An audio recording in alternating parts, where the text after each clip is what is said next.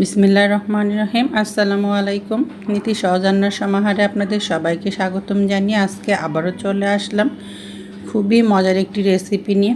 সেটি হলো পুঁইশাক ভাজি রেসিপি। আপনারা কম বেশি সবাই হয়তো রেসিপিটি তৈরি করতে পারেন, তবে আমি যেভাবে তৈরি করি এবং খেতে অনেক ভালো লাগে সেই রেসিপিটি আপনাদের সাথে শেয়ার করেছি।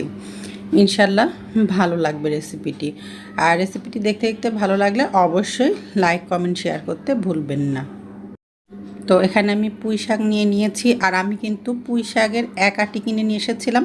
পুরো পুঁই শাকটা আমি নিই নাই। পুঁই শাকের যে আগার দিকটা নরম নরম ডাঁটা থাকে আর পাতাগুলো থাকে, সেগুলোই আমি নিয়ে নিয়েছি। অর্ধেকটা আমি ভাজি করব আর বাকি অর্ধেকটা দিয়ে আমি রান্না করে নিয়েছি। তো শাকগুলো আমি একেবারে কুচি কুচি করে কেটে নিয়েছি, আর শাকের যে ডাঁটাগুলো ছিল ঠিক এভাবে আমি কুচি কুচি করে কেটে নিয়েছি। আর এখানে আমি একটি মাঝারি সাইজের আলু নিয়েছি। আলুটাও আমি ঠিক এভাবে ভাজির মতো চিকন চিকন করে কেটে নিয়েছি। আর এখানে নিয়ে নিয়েছি প্রায় 12-13টি মতো কাঁচামরিচ মাঝখান থেকে চিড়ে নিয়েছি। আপনারা আপনাদের মুখের স্বাদ অনুযায়ী ঝালটা কম বেশি করে নিতে পারেন। নিয়ে নিয়েছি এখানে 3টি মাঝারি সাইজের পেঁয়াজ কুচি, আর নিয়ে নিয়েছি এখানে আমি 7-8 কোয়া রসুন কুচি। তো চুলাতে একটি পাত্র নিয়ে নিয়েছি। এখন এর মধ্যে আমি পুঁই শাকগুলো সব দিয়ে দিচ্ছি। পুঁই শাক ডাঁটা সব দিয়ে দিচ্ছি। আর আমি পুঁই শাকের ডাঁটাটা এভাবে আমি গোল গোল করে পাতলা পাতলা করে কুচি করে নিয়েছি। আপনারা চাইলে লম্বা লম্বা করেও কেটে নিতে পারেন, তবে খুবই পাতলা পাতলা করে পুঁই শাকের ডাঁটাগুলো কেটে নিতে হবে, যেন ভাজার সময় সহজেই সেদ্ধ হয়ে যায়। তো পেঁয়াজ মরিচ সব কিছুই দিয়ে দিলাম এখানে আমি 1/2 চা চামচ পরিমাণ হলুদের গুঁড়া আর 1 চা চামচ পরিমাণ লবণ লাগলে পরে আবার আমি দিয়ে নিব। এখন সব কিছু দিয়ে একটু নাড়াচাড়া করে নিচ্ছি আমি। তো সব কিছু দিয়ে খুব ভালো মতো নাড়াচাড়া করে মিশিয়ে নিয়েছি। পুঁই শাকের থেকেও কিন্তু অল্প অল্প পানি বের হচ্ছে, তারপরেও আমি প্রায় 3 থেকে 4 টেবিল চামচ পরিমাণ পানি এর মধ্যে দিয়ে দিলাম। এবার একটু নাড়াচাড়া করে দিলাম। এখন ঢাকনা দিয়ে ঢেকে এটি হতে দিব পুঁই শাক আলু সব কিছুই পুরোপুরিভাবে সেদ্ধ হয়ে যাওয়া পর্যন্ত। তো বেশ কিছু সময় হয়ে গেছে, এখন আমি ঢাকনাটা খুলে নিচ্ছি। যদিও আমি অফ ক্যামেরায় দেখে নিয়েছিলাম আলু পুঁই শাক সবই খুব ভালো মতো সেদ্ধ হয়ে গেছে। আচ্ছা, আমি পুঁই শাক ভাজিটাতে কিন্তু আলু ব্যবহার করেছি। আপনারা চাইলে আলুটা নাও দিতে পারেন, তবে আলু দিয়ে পুঁই শাক ভাজি করলে কিন্তু খেতে অনেক বেশি সুস্বাদু হয়।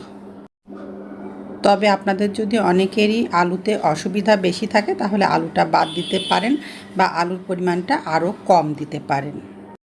তো একটু নাড়াচাড়া করে এই পুঁই শাকের থেকে পানিটা একেবারে আমি শুকিয়ে নিচ্ছি।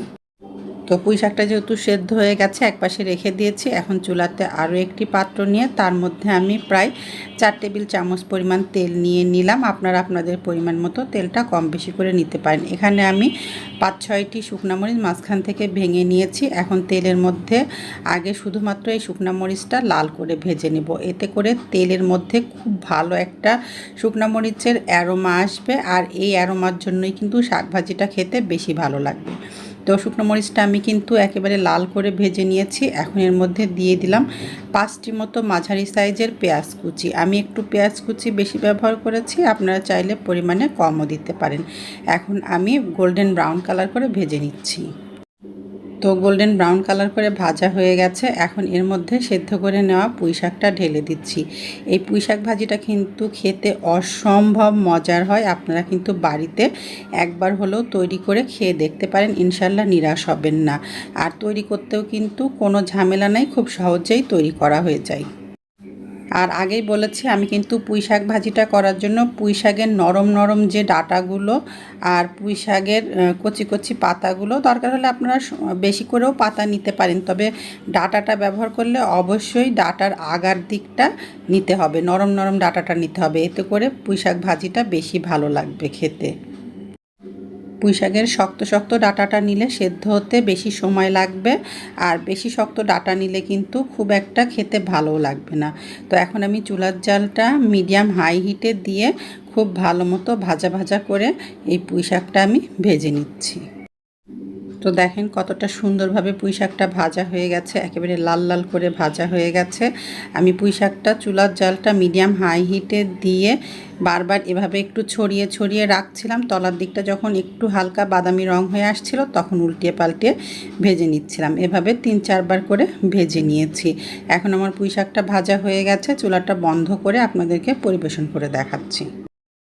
তো দেখেন কতটা লোভনীয়, দেখতেও লোভনীয়, খেতেও ভীষণ মজার। আমার কাছে তো এই একরকম শাক ভাজি থাকলে আর অন্য কোনো কিছুই লাগবে না, শুধুমাত্র এই শাক ভাজিটা দিয়ে আমি 1 প্লেট ভাত খেয়ে শেষ করে ফেলতে পারবো। তো রেসিপিটি ভালো লাগলে লাইক কমেন্ট শেয়ার করতে ভুলবেন না। আসসালামু আলাইকুম, আল্লাহ হাফিজ।